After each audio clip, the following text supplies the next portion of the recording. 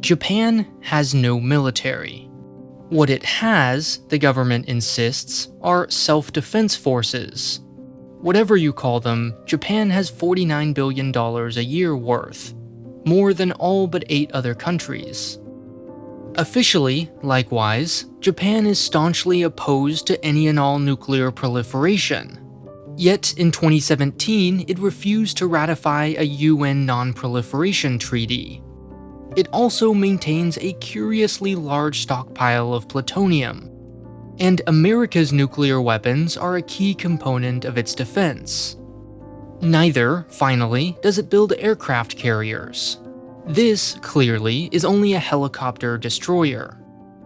For the last 70 years, the world's now third largest economy has waged not a single war, nor fired a single shot in combat. In 1977, its prime minister labeled the nation's commitment to peace a historically unprecedented experiment. In a world where big country is synonymous with big military, Japan has somehow remained an almost singular beacon of hope in an alternative. But in the face of rising threats from neighboring China, North Korea, and Russia, many would argue it's only a matter of time before Japan becomes a quote normal country. Indeed, some would say it already has, in everything but name. The truth, however, is far more complicated. Sponsored by Morning Brew, the free daily newsletter that keeps you up to date on the world of tech and business. Translating an abstract concept like peace into the words of a legal document is already ambitious. But the idea that an authoritarian, militaristic state could be transformed into a free, democratic, and peaceful one simply by transplanting an entire value system like pacifism is downright absurd. Yet, that's exactly what the Americans attempted after Japan's unconditional World War II surrender. As the US began writing Japan's post-war constitution, General Douglas MacArthur made 3 initial demands, one of which prohibited the country from ever engaging in war, even for self-defense. Its continued existence would depend entirely on the protection of others. In the end, a slightly more ambiguous phrasing was adopted in the final draft of its constitution, known as Article 9. Quote, "The Japanese people forever renounce war as a sovereign right of the nation. Land, sea, and air forces, as well as other war potential, will never be maintained." Note the omission of the words self-defense. Although the spirit of the Constitution remained as originally intended, its letter now left what would eventually become a $49 billion a year loophole. Perhaps the only surprise was just how quickly it was exploited. Less than 5 years after America hand-wrote Japan's pacifist constitution, who pressured its militarization but the Americans? The peace constitution came into effect in 1947. In 1949, the Communist Party took control of China, and the Korean War began in 1950. In only a matter of months, Japan went from being seen as an extreme threat that could only be suppressed with equally strong force to a valuable asset in the fight against communism. When US soldiers were sent to fight in Korea, Japan was left unprotected, leading to the creation of the 75,000-person National Police Reserve. Officially, the police reserve was not responsible for external security, thus not an army, and thus constitutional. Equipment left by the US military, like tanks, were labeled with euphemisms like special vehicles. 2 years later, the police reserve became the safety force, which the Prime Minister insisted still had no war potential. And 2 years after that, it graduated to become the Japanese Self-Defense Forces, which have now survived decades of constitutional challenges. It would, however, be a mistake to call its armed forces a normal military in everything but name. While not weak, they are nevertheless severely constrained. They do not, for instance, benefit from conscription, and therefore struggle to fill positions. Neither can they possess certain offensive weapons like intercontinental ballistic missiles. It's fair to say that Japan has performed all kinds of mental and linguistic gymnastics in justifying things like its non-aircraft carrier aircraft carrier. But it would also be an exaggeration to say that it can acquire any weapon or behave like any other military. It may stretch the limits, sometimes rather flagrantly, but there are still limits. Now, Article 9 could, in theory, be amended. Changing the Constitution requires 2/3 support in both houses of the Diet, its legislative body, plus a simple majority in a public referendum. But this has never been accomplished in its entire 74-year existence. It is, in fact, the world's oldest unchanged constitution. The real obstacle is not so much legal as it is cultural. To understand why, it helps to understand pacifism not as a value forced upon Japan by American occupiers, but as a product of the war itself. While the US may wish to claim responsibility, identifying the real cause is vital to measure its durability. Legal documents can change, but framing the issue only as a legal one distracts from the cultural impediment, which is much harder to change. Over 3 million Japanese lives were lost in World War II. 20% of all homes were destroyed.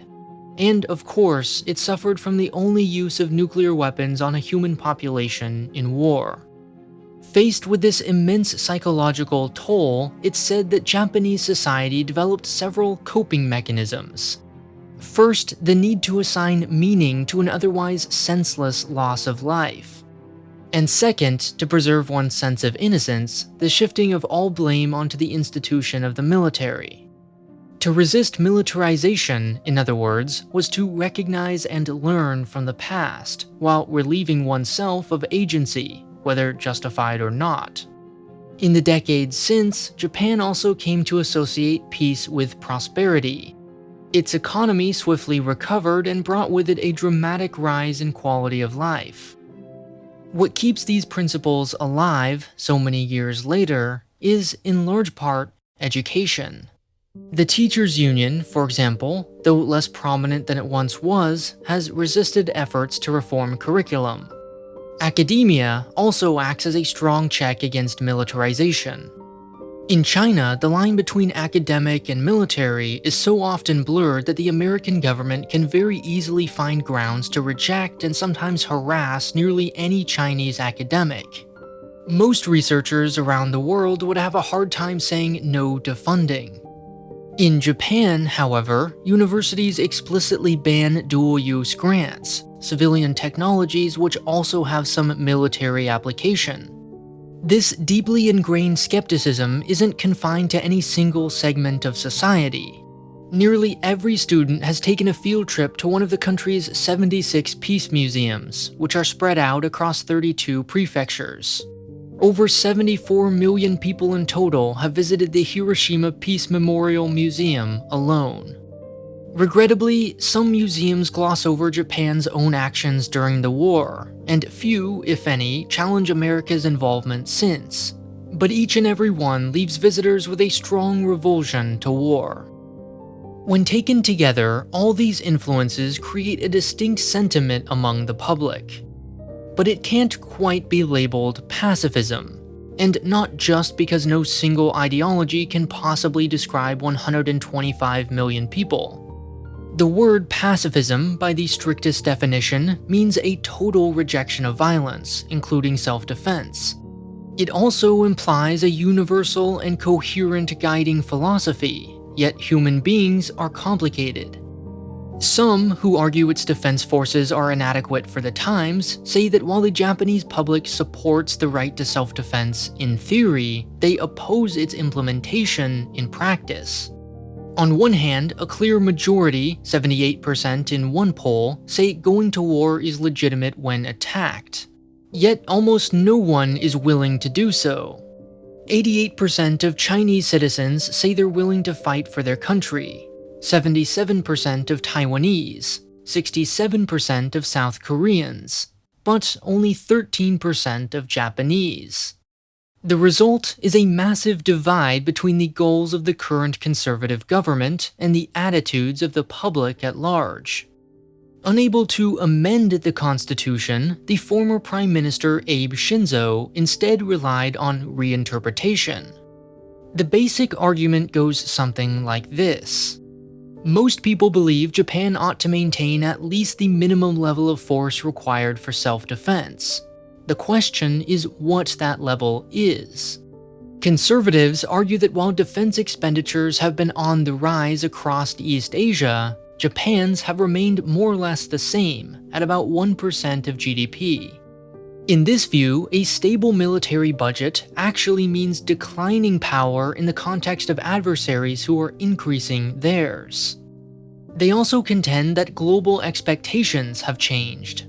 Failure to prevent violence wherever it occurs is no longer perceived as neutrality but tacit approval, or at least shameful inaction. In policy terms, this means actively maintaining peace, whether in its own neighborhood or the Middle East. Abe Shinzo called this proactive pacifism. Critics call it not pacifism, suggesting it represents a wholesale rejection of the peace constitution and marks a new era of militarization. But it's important to contextualize these changes. The proposed constitutional amendment was to explicitly allow the existence of self-defense forces, something Japan already has. If the public strongly opposed even that linguistic change, it will almost certainly resist anything more tangible. Imagine for a second that a concept like peace could be measured on a single continuum. If pacifism were on one side, on the other would be militarization, when a society becomes aggressively consumed by the military, think North Korea. In the middle would be, quote, normal countries, those that proudly possess militaries and are reasonably willing to use them. Japan may be trending in one direction, but it has not yet reached even normalcy. As the conservative government passes security laws, reinterprets pacifism, and buys new equipment, it may seem as though the future is inevitable. Yet the basic tension remains. The current government defines pacifism as a verb, an action, the absence of which would enable violence. Whereas the majority of the public think of it as an adjective, a neutral state of being, if you will. Is proactive pacifism only a polite, populace-pleasing euphemism for militarization, or is it a modern update to a 70-year-old ideal? To answer this question, we must finally address the elephant in the room: the US security guarantee. In reality, pacifism is not just a negotiation between politicians and voters. There's a third party: the United States government, and this relationship will determine its future. Next time, in Japan's pacifist paradox. But first, if you're like me, you like to stay up to date on the world of tech and business, but find traditional news boring and unrelatable. Morning Brew is a free daily newsletter delivered straight to your inbox. It's like having an executive assistant who stays up all night working while you sleep. When you wake up, you have a summary of the most important and most interesting news of the day waiting for you. It's quick, to the point, and perfect for anyone who enjoys watching these videos.